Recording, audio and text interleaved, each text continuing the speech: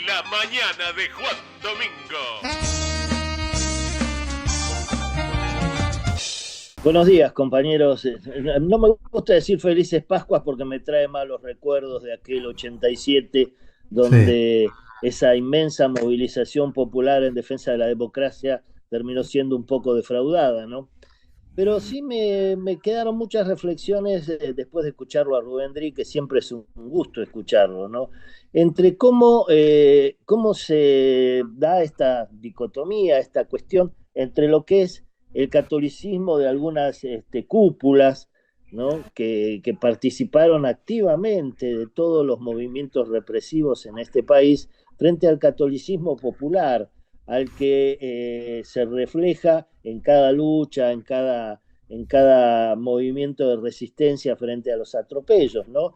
Porque uno lo ve casi cotidianamente, ¿no? Estas dos formas de entender la religión. Una como un esquema estructurado que en realidad reproduce justamente aquello contra lo que, según cuentan los evangelios, luchaba Cristo, Jesús llamado el Cristo, ¿no? Justamente es ese esquema donde él fue perseguido, torturado y finalmente ejecutado, porque eso fue lo que ocurrió, ¿no? Y donde sus seguidores también padecieron la persecución, no solo en los territorios donde se desarrolló su prédica, sino a lo largo del mundo, ¿no? Recuerden las persecuciones de los emperadores romanos contra los primeros cristianos, que por cierto vivían en comunidad de bienes y repartían todo entre todos, ¿no? De una manera igualitaria. Todo eso en nuestra historia se ha reflejado también bastante, ¿no? Ese doble mensaje. Por un lado, una cúpula que transaba con los regímenes dictatoriales y por el otro lado, un pueblo cristiano que se reflejaba en los sacerdotes del tercer mundo, en las monjas francesas, en los palotinos, en todo aquello que fue también una forma de resistir el atropello, la explotación, ¿no? Es una cosa que también nos debe llamar a reflexión justamente en estas fechas, ¿no? Porque todavía es un problema a resolver, ¿no? Hay cómo procesar lo que fueron los crímenes de la dictadura cometidos con el apoyo de ciertas facciones de la iglesia, cuando la propia iglesia, iglesia en el sentido de lo que significa la palabra, que significa reunión, en la reunión de los mejores de la iglesia era reprimida y perseguida, ¿no? Las muertes de Carlos Ponce de León, el obispo de San Nicolás, todavía sin resolver, la muerte de Angelelli, que tardaron tantos años en entender que había sido un crimen, las muertes de las monjas francesas y sus cuerpos arrojados al mar junto con lo de las madres, las muertes de los palotinos, etcétera, etcétera, ¿no?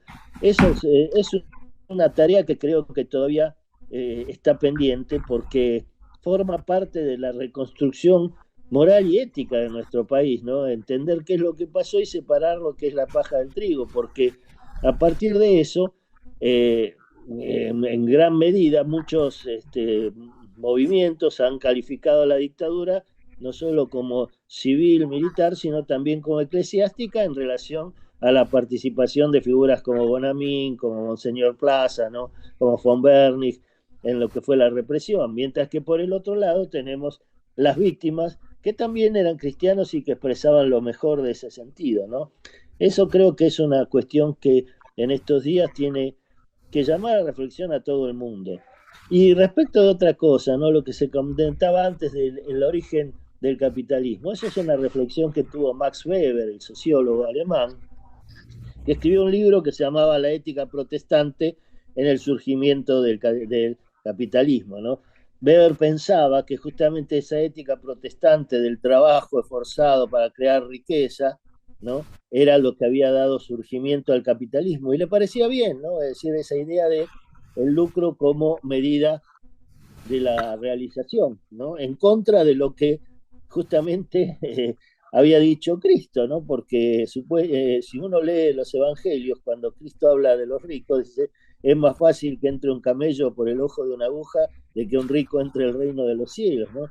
Entonces eso también a nivel, ya en otro nivel, a nivel de pensadores, ¿no? Pensar que que justamente lo que debería haber sido una lucha contra esa idea de que la riqueza es la medida de todo, se transforme en algo que se plantea como reivindicación del cristianismo, que fue todo lo contrario, ¿no? Creo que esa es una de las cuestiones que hay que discutir y dar el debate, porque son debates profundos que nos hacen falta como sociedad, ¿no? Ahora, hay una diferencia entre acumular capital y someter a parte de la sociedad a la indigencia, ¿no?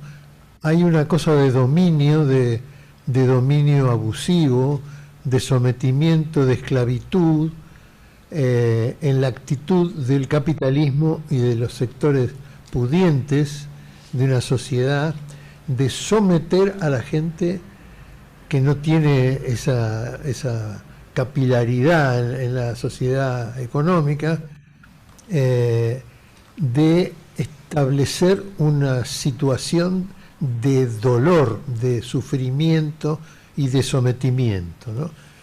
Que incluso sirve para la represión, en tanto, como decía Alfredo Moffat, que el robo es el trabajo de los pobres, ¿no? Hasta ese punto, digamos, como legalizar el sometimiento, ¿no? La Bueno, sí, perversión. porque eso tiene que ver con el mismo origen del capitalismo, porque el origen del capitalismo es la acumulación de la riqueza que se produce mediante la rapiña, mediante sacarle a otro lo que es el fruto de su trabajo, ¿no? Lo que en otros términos podría ser la extracción de plusvalía, o ya entraríamos en otros terrenos, pero básicamente es eso, es robarte parte de lo tuyo y someterte y hacerte creer además que vos tenés que seguir esforzándote para que otros ganen, porque es la única función que tenés dentro de una sociedad y la única forma de sobrevivir. El capitalismo nace de la explotación y por lo tanto necesita explotados, necesita someter a la población a la explotación o a una gran parte para el beneficio de unos pocos, ¿no? Creo que eso lo comprendía muy bien el primer peronismo cuando en la marcha se incluyó eso, ¿no? Combatiendo el capital. Combatiendo al capital, porque no se trata de decir no queremos empresas, no queremos empresarios ni nada, sino se trata de decir este modelo de vida, esta forma de producción que implica una relación política, cultural, social, es injusto y contra eso es lo que tenemos que luchar, eso es lo que no queremos, eso es lo que tenemos. Y en definitiva es una lucha que la humanidad viene dando desde hace siglos y es la misma lucha, si lo querés poner en otros términos, como hablaba Rubén hace un rato, es la misma lucha que dio Jesús, es la misma lucha del Che, es la misma lucha de tantos otros que sacrificaron su vida, porque como dicen los evangelios, el que ama da la vida por los demás, ¿no? Hay una cosa de belleza, de amor, de plenitud en el ejercicio del peronismo cuando produce cantidades enormes de viviendas para la gente, cuando establece que haya trabajo para todos, cuando establece el derecho a las vacaciones y facilita todo el sistema, cuando potencia toda la educación hasta llegar a la universidad gratuita, como una máquina de generar posibilidades para cambiar radicalmente la situación en que estaban los trabajadores, no la gente del margen, ni siquiera Claro, trabajadores. porque es el sentido ético de la política y el sentido ético del Estado. Es decir, ¿qué razón de ser tendría el Estado si no es un profundo sentido ético que implica que todos puedan acceder a los bienes y que para eso se trabaje, para eso se creen riquezas, para distribuirla y hacer un mundo más igualitario, más solidario, más común? Que es en definitiva el mismo mensaje del reparto de los panes y los peces, ¿no? Del sermón de la montaña, ¿no? Todo eso. Sí, la alegría eso del es lo que, reparto, ¿no? La alegría que supone el reparto, ¿no? Dar claro, porque es felicidad. la alegría de encontrarte con el otro y reconocerlo como tu hermano y como tu igual, ¿no? Esa es la cuestión. Eso es lo que quiere decir compañeros, compartir el pan, ¿no? Aquel con el cual uno comparte el pan, de ahí viene la palabra, y ese sentido profundo es el que tiene que teñir todas las luchas, es decir, un sentido de igualdad, de solidaridad, en definitiva de amor por el prójimo, ¿no? Qué bárbaro. Y eso es lo que hoy está siendo todo lo contrario. Vos fijate los discursos de odio que se instalan desde el poder y la idea de que el otro es una persona despreciable a la cual hay que pisotear, que no sirve para nada, no solo en nuestro país, en nuestra sociedad, sino en todos lados, ¿no? Los discursos del presidente insultando a los presidentes de otros países, instalando esa idea de que hay que terminar con todos los demás, con insultos, con agravios, y llamando de una forma u otra a la violencia, ¿no? Todo lo contrario a lo que era el mensaje del cristianismo en relación a festividades como la de hoy, la Pascua de la Resurrección, que lo que eh, refleja es una idea de esperanza, ¿no? De que pase lo que pase, uno va a volver y va a renacer y va a poder hacer del mundo un lugar mejor. Casela, te quedaste pensando, Osvaldo. Sí, sí. No tengo ningún aporte en este tema. Horacio. Sí, muy interesante todo, incluso el costado crítico que le mete Luis ahí con toda precisión. Ahora, Luis, interpreto al escucharte que, por supuesto, digamos, no reducís la, la impronta cristiana o la participación histórica del cristianismo, incluso en la política nuestra, de nuestro medio siglo trágico o sangriento, solamente a la parte negativa, ¿no? Porque los mártires que vos mismo mencionás son tipos que han dado todo por la cara buena, ¿no? No, por supuesto que no. Es Sí, decir, sí. lo que uno quiere plantear es, a ver, muchos pensadores han discutido todo esto, incluso pensadores que supuestamente están alejados de lo que es el cristianismo, cosas por el estilo, porque en realidad el cristianismo tiene una gran dosis de fe en lo que es una vida eterna y en otra serie de cosas que a lo mejor hay personas que por sus convicciones filosóficas o ideológicas no están de acuerdo, pero sí en lo que se puede estar de acuerdo es en ese sentido tan profundo de lo que era el primer cristianismo y que se sigue manteniendo en personas como los que fueron los mártires cristianos de la dictadura, de luchar por la liberación de todos, de ser capaces de sacrificar hasta la vida en esa lucha, por personas que a lo mejor uno ni conoce porque son alejadas. Vos pensás, por ejemplo, la figura de Carlos Mujica.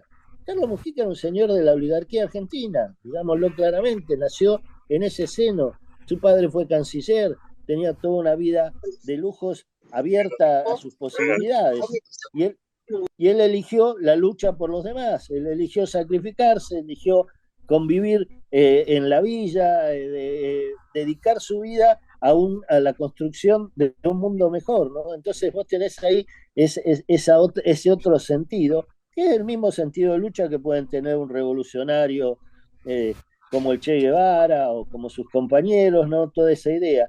Eso es lo que hay que rescatar, porque se da en el marco de una lucha contra lo que es el poder. Y de última, las cúpulas de la iglesia que convivieron con la dictadura son una expresión más de ese mismo poder y no expresan lo que es el cristianismo.